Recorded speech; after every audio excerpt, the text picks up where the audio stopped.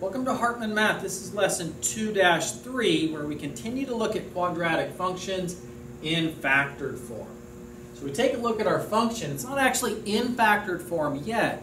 So to get it into factored form, we're going to factor it.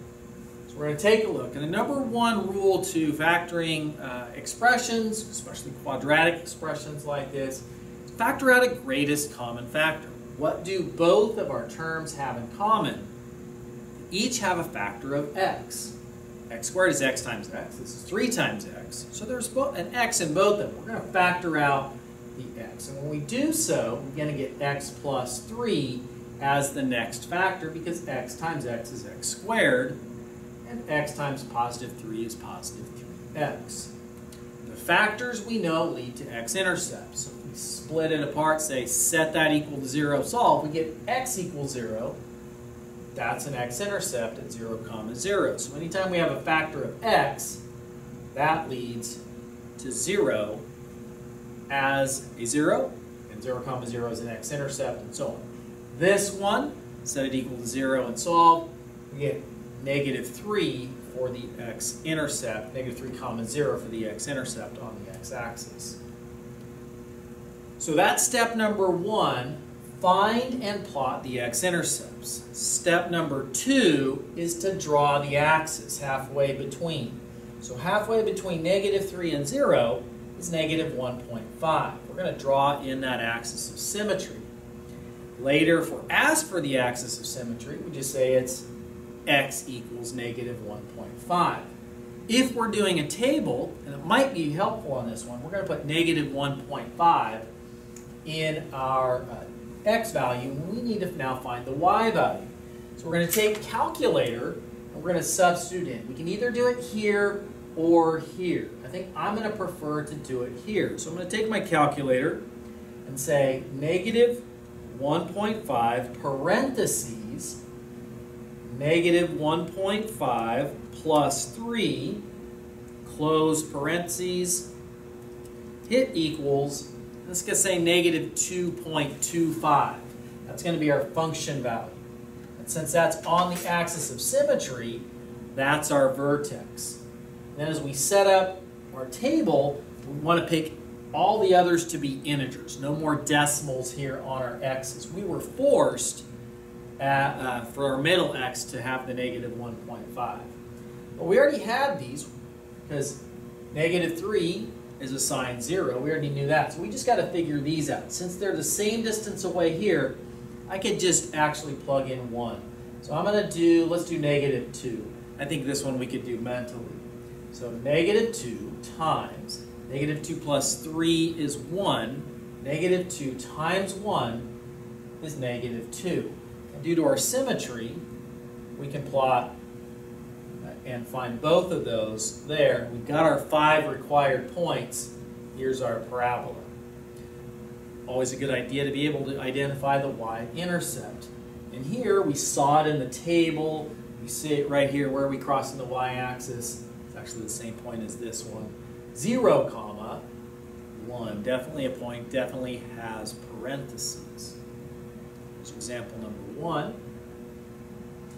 If we try to analyze that, what's our domain and range? Forever left, forever right. All quadratic functions would be from negative infinity to positive infinity. The range, how low? Remember that was negative 2.25, bracket, negative 2.25, comma, how high do we go? Positive infinity. It starts to go up here, x value being negative 1.5, negative 1.5, comma, positive infinity. It's going down right here. Remember, as we always go left to right for increasing and decreasing. So it starts going down at negative infinity. Stops going down once we get to negative 1.5. Where is it positive? Where are we above the x-axis? This section, starting again, x values, negative infinity. up until we get to -3. starting again when we get to 0, and then going right forever, 0 to infinity. Where are we below? From -3 to 0. That's the only section where we're below. As x goes to positive infinity, going right, right, right, we are going up, up, up. As x goes to negative infinity, as we go left on our graph, we're going up, up, up. Does it have a minimum or maximum? Well, it has a lowest value. That's a minimum. We always circle that. What's the value? That's the y-coordinate, -2.25, at an x value of -1.5. Were we to be asked the vertex is -1.5, -2.25. Example number 2, f of x. Again, this one's in standard form. We want to put it into intercept form and start with our process of plotting the intercepts. So we need to factor it. A little bit different. This one doesn't have a GCF. It does not have a greatest common factor. It is a quadratic, x squared, quadratic, trinomial with 3 terms. So usually we're going to separate this into 2 sets of parentheses. And what would we multiply together to get x squared in the front? We would multiply x and x. So we're going to have 2 sets of parentheses. X in the front. Some call this double bubble. 2 sets of parentheses. X and x makes x squared. The next thing we're going to look at is the other end, the constant. The -4. We're going to start to look for pairs of factors for -4. So I always like to start with 1. So 1 times -4. That's one option. And then I just go sequentially. What about 2? Yeah, 2 would be. So +2 times -2. And then we can kind of alternate signs as well, but I think that's fixable later in the problem. So we're going to pick one of our pairs and try them out. So let's say that we pick +1 and -4. If it doesn't work, sometimes we'll think about just switching places, but because these are identical in the front, switching places is not going to change anything. So now what we're looking for is, do we match this middle term? And if we were to multiply this out, we do distributive property. We go here, and here, and here, and here. Multiply that all out. We don't have to worry about here to here, here to here, because that's the x squared. We already guaranteed that at the beginning. And we don't have to worry about this one in the end, because that's the +1 times the -4, because that's the -4. We locked that in here. You're only checking outside, inside. Outside, inside. We would get -4x and +1x. That makes -3x. We were supposed to get +3x. So if the number is right, but the sign is wrong, it's an easy fix. We'll just make this one a -1 and that one a +4. So we'll just change the signs. And it doesn't really matter the order that we list the factors in. So if we said +4 -1, it's the same thing. So again, checking -1x, +4x does make the +3x. We know this leads to x-intercepts. Think opposite. -4, (0). +1, (0). Step 1, find and plot the x-intercepts. Step 2, draw the axis. We got to go halfway between. Okay, we're right at the same spot. -1.5 again. Plug in to get the value. We could plug in here or here. I kind of like the factored form. So let's try that out. Let's go negative parentheses, negative 1.5 plus 4, close parentheses, open parentheses, negative 1.5 minus 1, close parentheses, and we should get a value of negative 6.25. So down 6 and just a little bit more than that. We also have these values. What about a y-intercept? For a y-intercept, we know from standard form back here that the y-intercept is 0, c, negative 4. Or you could always just substitute in 0 for x and evaluate. You'd also get negative 4. So that tells us that we'd have a point here, and due to symmetry, if this is 1.5 there, 1.5, we'd have to have a point right across from it. So we could have those in the table, or we could just plot them here. Now that we have our minimum of 5 points, draw your parabola, have arrows.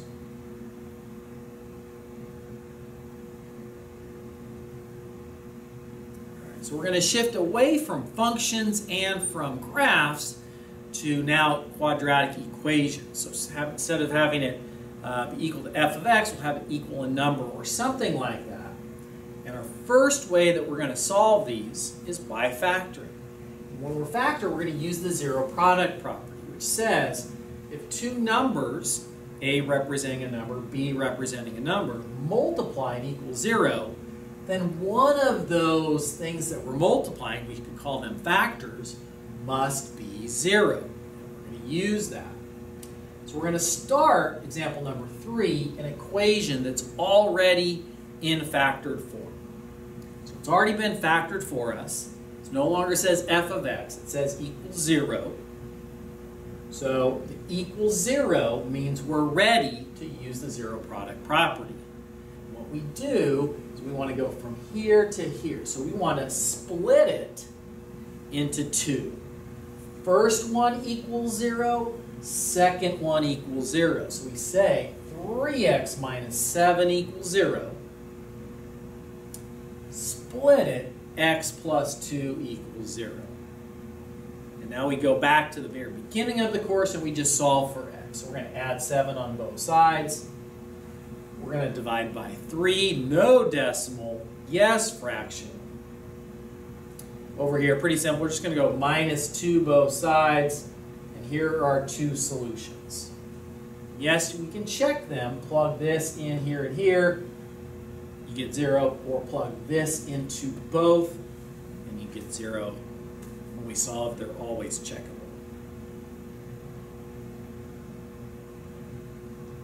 Example number 4, it's not factored for us yet. So we go through our factoring process. It's equal to 0, tells us it is ready to factor. If it's not, we want to turn it into 0 algebraically somehow on the right side. So our first step is GCF. Is there anything in common in all three? It doesn't appear that there is. So as a 3-term trinomial that's quadratic, we're going to go the 2 sets of parentheses. So we're going to start out first as 2x squared. What times what makes 2x squared? I think we want 2x and 1x. That would multiply to be 2x squared. Now I don't have to write the 1 here. 2x and x multiplied together makes 2x squared. Again, in this trinomial, we then go to the back and we're looking for pairs of factors for the positive 12. I like to start with 1. 1 times 12 makes 12. Positive 1 and positive 12. I'm just going to move down the list. What about 2? 2 times 6. So positive 2 and positive 6 are a pair of factors. And then 3, 3 times 4. So 3 and 4. And if I get to 4, I've already got that included. So that's got to be all of them. So I'm going to start to wonder, which of these should I plug in? It's a trial and error process. You can plug something in and try. Now, if I did try 1 and 12, if it didn't work, because they are different in the front, I would want to switch them before giving up on that one. But there is one of these pairs that is not possible to work here. think you could figure out which of the pairs just has no chance. And it's this middle one of 2 and 6. Because they're both even, in our middle term, we're looking for an odd combination. So if I go even and even, when I go outside and inside, I'm going to get an even plus an even, and that's never going to make an odd. So I don't even have to worry about this one. So we could try the 1 and the 12. So we go, now, before I do that, I don't think I actually want to try positive 1 and positive 12. That's never going to give me a negative here. Another way of making the positive 12 is just to have both of these signs reverse as a negative and a negative. So I'm going to try that, negative 1 and negative 12. If I do outside, I get negative 24x, and inside negative 1x. That does not make negative 11x. So I'd want to switch them. But switching them, I don't think is going to work in this case, because if I put the negative 12 here, remember back at the beginning of this problem, we asked if there was a GCF. There wasn't. But here at 2x minus 12, there's a common 2 that divides into both. So it can't happen now if it didn't happen in the beginning. So I don't really need to bother with that combination. So it's not going to be there.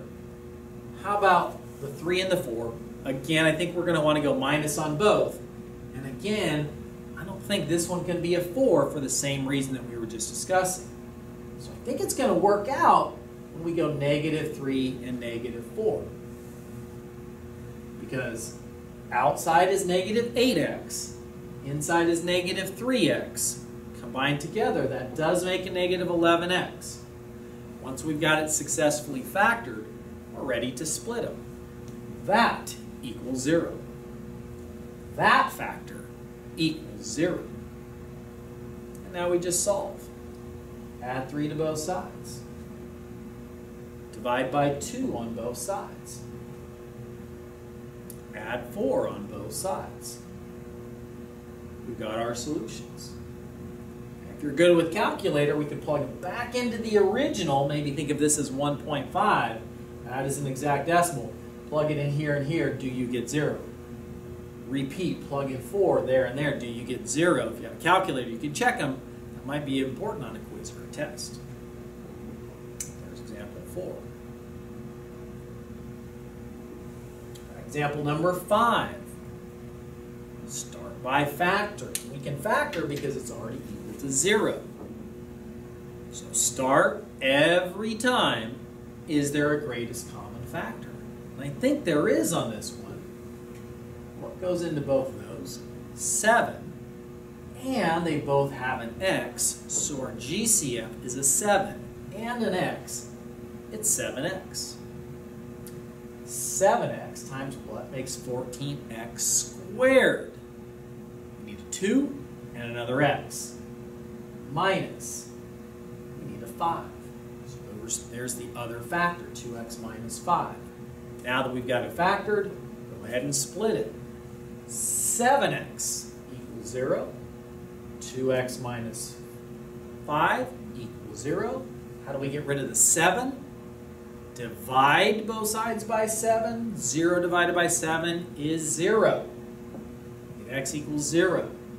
Add 5, both sides. Divide by 2, both sides. We've got solutions.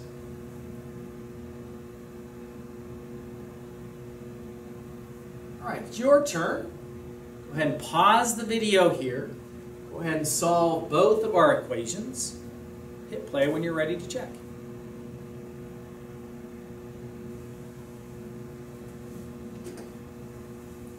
It's equal to 0. We're ready to factor no GCF. So we're going to go with our parentheses. How do we make the x squared in the front? That's x and x. How do we make 8? Could be 1 and 8. It could be 2 and 4. I'm sure you already checked this. It's 2 and 4 in no particular order. So just checking 2x inside 4x. Added together makes 6x. Split.